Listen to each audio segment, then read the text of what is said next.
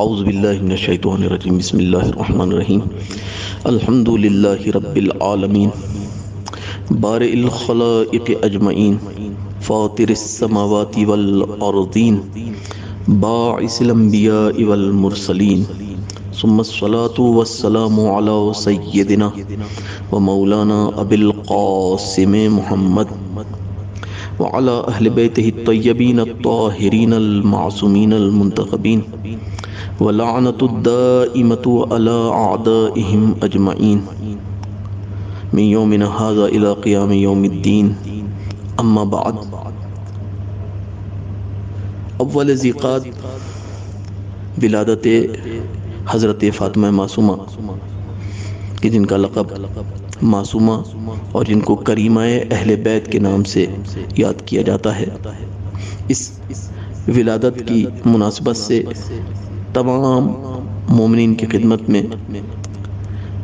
مبارکباد پیش کرتے ہیں اور پروردگار کی بارگاہ میں حضرت فاطمہ معصومہ کو وسیلہ قرار دیتے ہوئے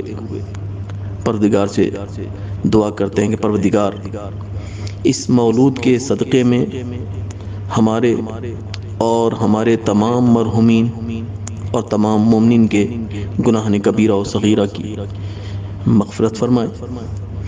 اور روز محشر ہم سب کو ائمہ طاہرین کے ساتھ محشور فرمائے اور جنت میں جوار ائمہ طاہرین نصیب فرمائے۔ پہلی ذیقات 173 ہجری میں امام موسیٰ کاظم علیہ السلام کے گھر میں شہزادی کی ولادت ہوتی ہے۔ ویسے تو امام موسیٰ کاظم علیہ السلام کثیر العیال اولاد کے اعتبار سے بہت ساری اولادیں امام کی ہیں، لیکن وہ مقام جو امام رضا کے بعد حضرت فاطمہ معصومہ کو ملا وہ کسی اور کے نصیب میں نہیں آیا۔ عظمت حضرت فاطمہ معصومہ کا اگر ذکر کیا جائے، عظمت کو بیان کیا جائے، فضیلت کو بیان کیا جائے تو اس بات کا اندازہ لگایا جا سکتا ہے کہ وہ مقام کے جہاں پر شہزادی کو دفن ہونا تھا، اس مقام کے حوالے سے ائمہ طاہرین نے مختلف انداز سے روایات کو ذکر کیا کہ جن روایات میں اس مقام کی فضیلت کو ذکر کیا گیا ہے۔ بہت ساری روایات کہ جس میں قم کی فضیلت کو بیان کیا گیا ہے، اور اس قم کی فضیلت کو بیان کرنے کے ساتھ ساتھ اس بات کا تذکرہ بھی روایات میں ملتا ہے کہ قم کی فضیلت شہزادی کی وجہ سے ہے، کہ شہزادی یہاں پر دفن ہوں گی، اس وجہ سے قم کو ایک خاص مقام پروردگار نے عطا کیا ہے۔ جیسا کہ امام صادق علیہ السلام ارشاد فرماتے ہیں، الا ان قم حرمی وحرم ولدی، کہ جان لو کہ قم میرا حرم ہے اور میرے بعد میری اولاد کا حرم ہے۔ پھر امام صادق علیہ السلام نے قم کی فضیلت کو بیان کرتے ہوئے اس انداز سے ذکر کیا کہ انا للہ حرما وہو مکہ، کہ اللہ کے لیے ایک حرم ہے کہ جو مکہ ہے، ولی رسول ہی حرما، اور رسول خدا کے لیے بھی ایک حرم ہے، وہو المدینہ، اور رسول خدا کا حرم مدینہ ہے، ولی امیر المؤمنین حرما، اور مولا کائنات علی ابن ابی طالب کا حرم، وہو الکوفہ، وہ کوفہ ہے، ولنا حرما، اور ہم اہل بیت کے لیے ایک حرم ہے، وہو قم، اور وہ حرم قم ہے، وستدفن فیہ امرأۃ من ولدی، ان قریب اس قم میں ایک خاتون، میری اولاد میں سے ایک خاتون کہ جس کا نام فاطمہ ہوگا، وہ دفن کی جائے گی۔ آپ دیکھیں کہ قم کی فضیلت کو ذکر کرتے ہوئے شہزادی کا تذکرہ کہ یہ قم اس لیے بافضیلت ہو رہا ہے کہ اس میں شہزادی کونین دفن کی جائیں گی، شہزادی حضرت فاطمہ معصومہ کو دفن کیا جائے گا۔ اور روایات کہ اگر قم کے حوالے سے دیکھی جائے تو امام جعفر صادق علیہ السلام نے قم کو کوفہ صغیرہ قرار دیا، یعنی چھوٹا کوفہ، کہ الا ان قم الکوفہ الصغیرہ،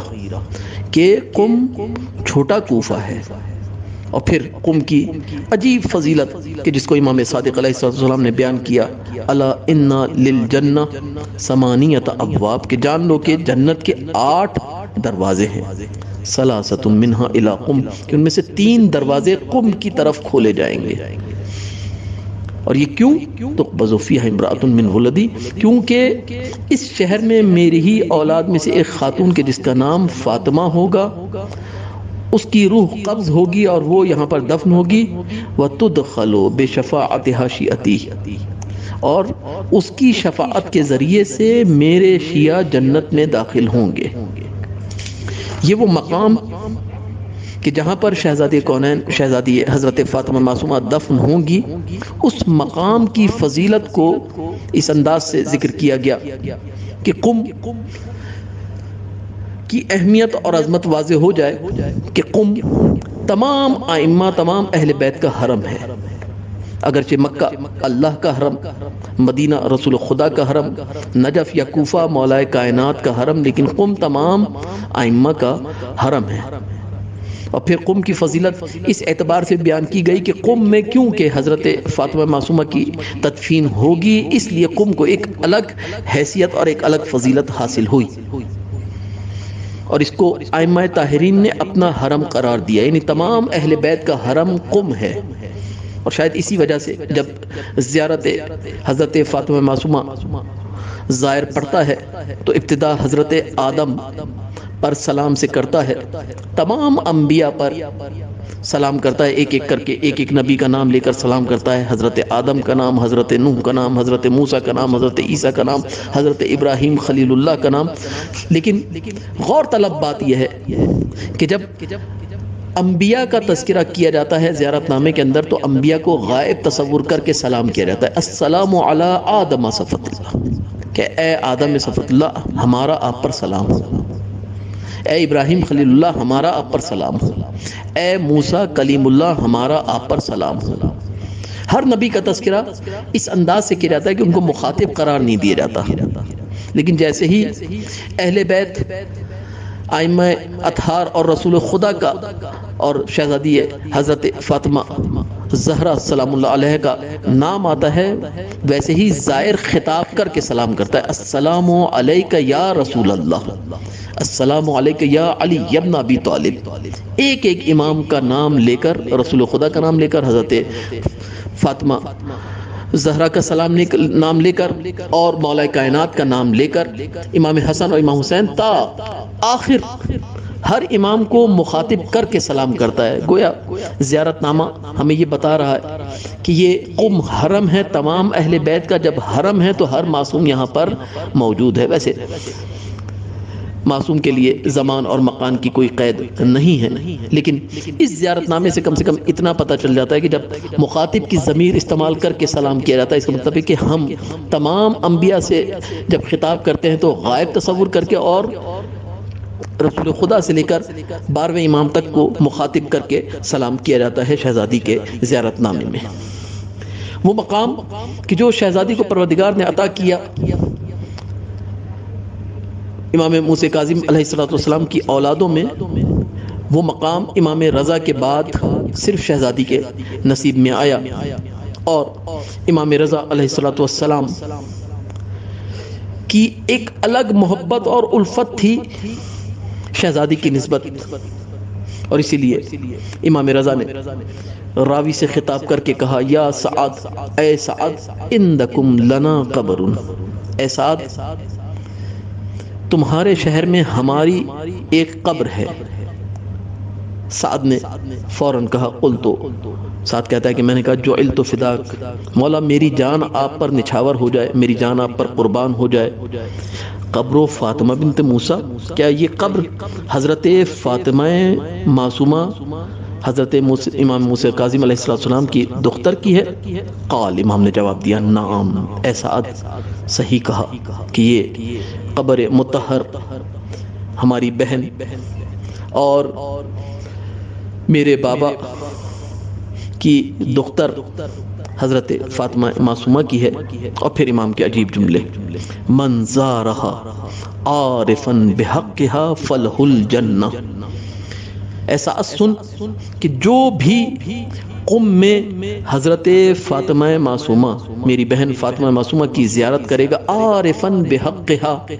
ان کے حق کی معرفت رکھتے ہوئے، فلہ الجنہ،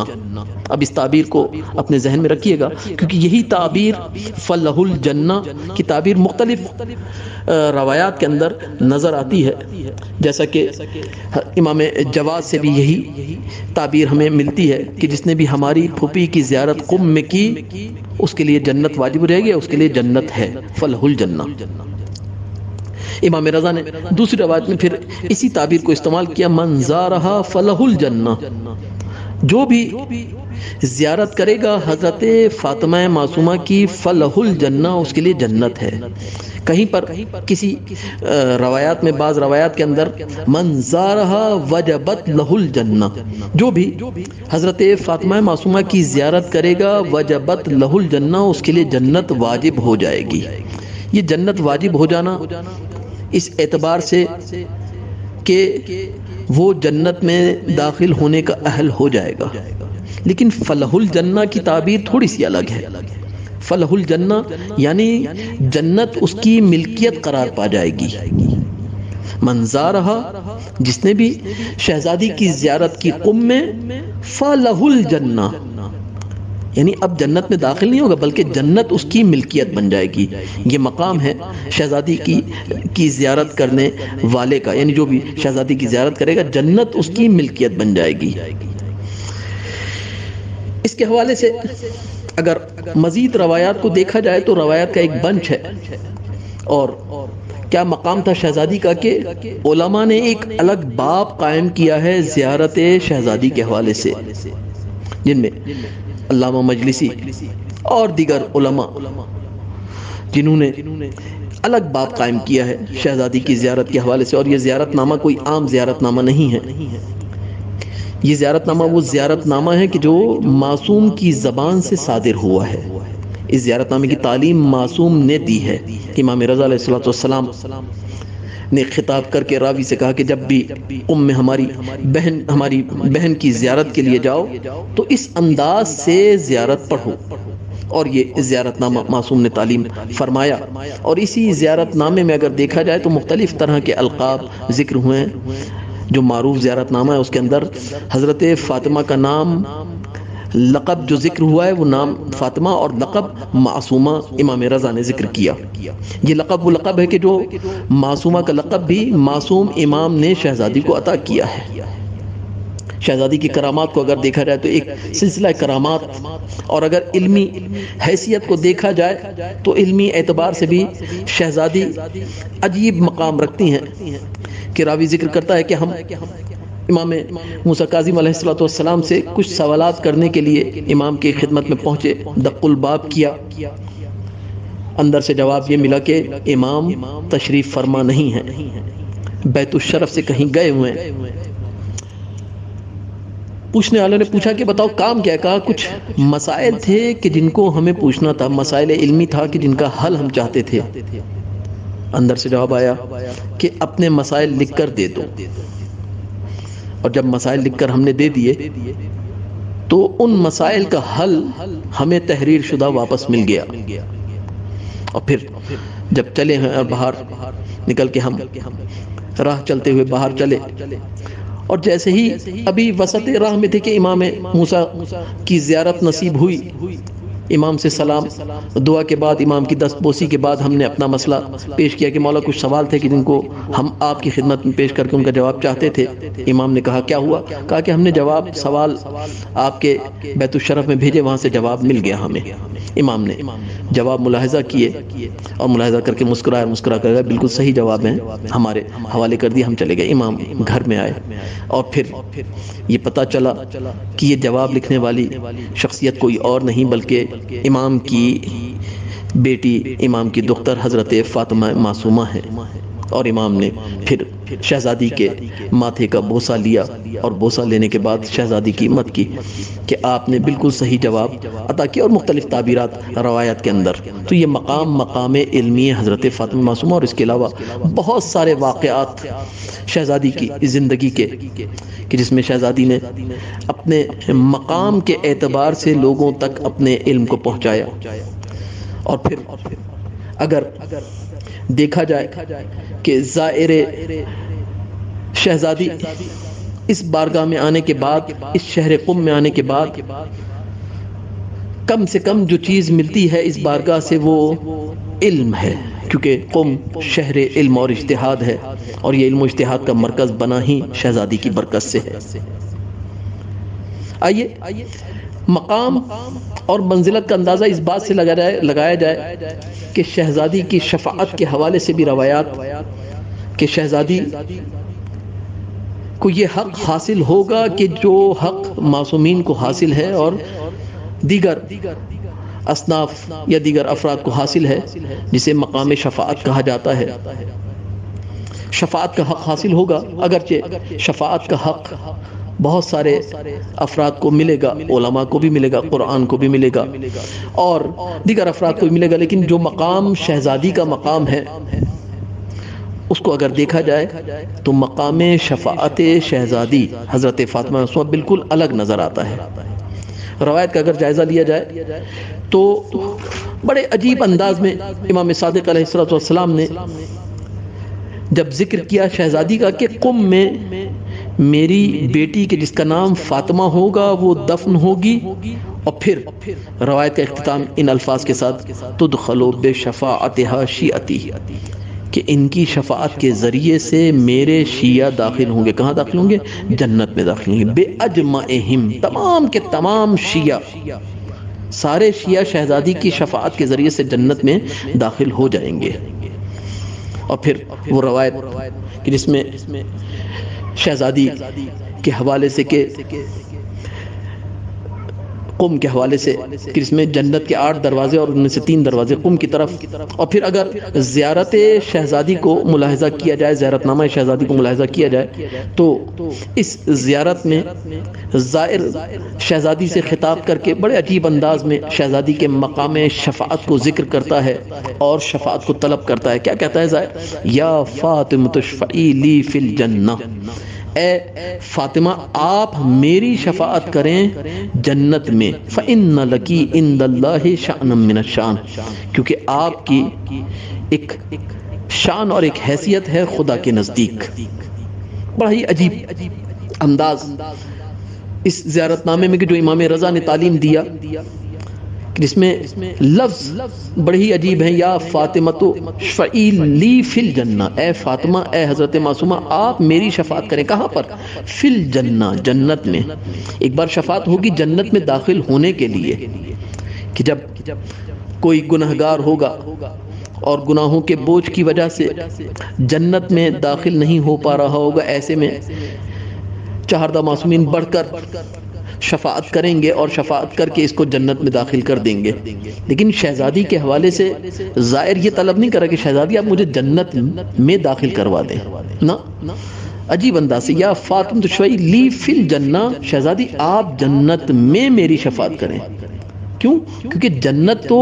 واجب ہو گئی شہزادی کی زیارت کرنے کے بعد، جیسے ہی زیارت کی جنت واجب ہو گئی، جنت میں داخل ہو گیا۔ اب جنت میں داخل ہونے کے بعد اب اگلا مرحلہ ہے کہ شہزادی جنت کے درجات ہیں، مختلف مدارج ہیں، میں جس درجے میں ہوں نچلا درجہ ہے۔ یا فاطمہ تشفعی لی فی الجنہ، اے شہزادی آپ میری شفاعت کریں، کہا جنت کے درجات میں بالاتر ہونے کے لیے، جنت کے درجات کو طے کرنے کے لیے کہ میں جنت کے مدارج میں اعلیٰ ترین درجے تک پہنچ جاؤں۔ یہ مقام مقام شفاعت کی جو شہزادی کے پاس ہے وہ بالکل منفرد ہے، کہ جس کا تذکرہ زیارت نامے میں کیا گیا کہ شہزادی آپ میری شفاعت کریں، کہاں پر؟ جنت میں شفاعت کریں، کہ میں جنت کے مدارج میں تیزی سے سفر کر کے جنت کے اعلیٰ ترین درجوں تک پہنچ سکوں۔ کیوں؟ فَإِنَّ لَكِ عِندَ اللَّهِ شَأْنًا مِّنَ الشَّأْنِ، کیونکہ شہزادی آپ کی اللہ کے نزدیک ایک جاہ ہے، آپ کا مقام ہے، آپ اللہ کی محبوب ہستیوں میں سے ایک ہستی ہیں۔ آئیے دعا کریں کہ شہزادی کے صدقے میں ہمارے گناہ، ہمارے مرحومین کے گناہ معاف ہوں، ہمارے گناہوں کی مغفرت ہو، اور ہم شہزادی کی شفاعت سے بہرہ مند ہو سکیں۔ پروردگار جو پریشان حال ان کی پریشانیوں کو دور فرما، جو بے روزگار ان کو روزگار عنایت فرما، اور ہمیں